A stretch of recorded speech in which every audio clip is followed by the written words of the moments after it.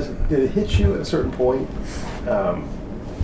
Really, the head coach at Ohio State. This is my office. This is where Urban Meyer was. This is my office now.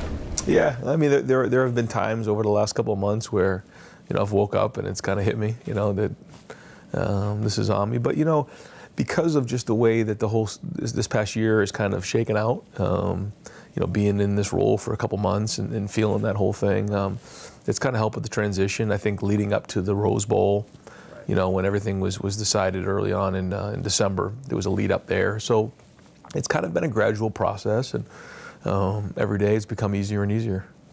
Okay. And I think one of the things that has helped me was just getting, whether it was the preseason or in the winter, was just immersing myself in the work, because there's so much work to be done. There really is no time to, pick your head up and say, wow, look at this. That isn't, nobody cares about that. What matters is, coaching and everything like that, but then also the recruiting and everything else that comes with it. So, because I know you got the announcement was December 4th, so it's been 3 months. I can do my math. Exactly 3 months that you were officially became the coach, and that night you were off recruiting. Yep. Have you paused at all for anything?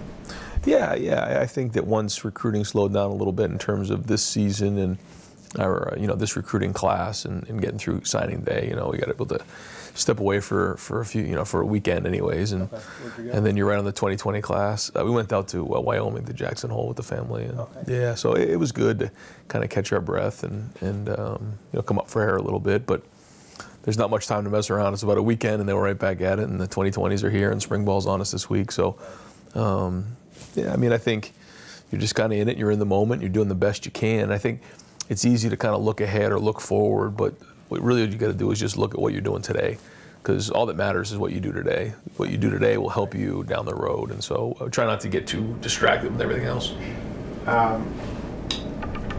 Part of this job, probably the biggest part of this job, is not the coaching. It's the being a CEO, essentially. Sure. Running an organization. That's something you hadn't done before. Right. What has that transition and adjustment been like?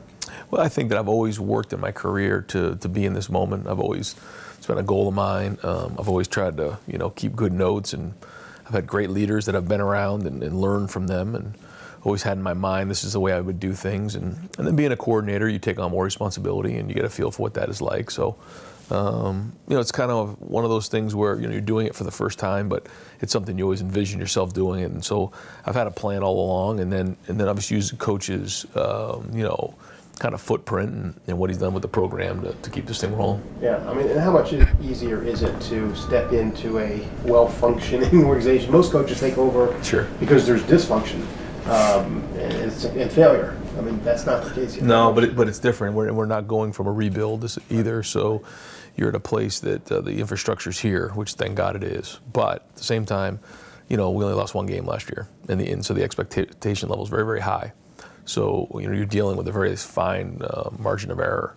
So that's an interesting dynamic, and not too many people have had that opportunity to come into that situation. Lincoln has had that opportunity down in Oklahoma. Just a few coaches, so it's unique. But to your point, everything is in place, and there's still a lot of things that we're tweaking and changing along the way.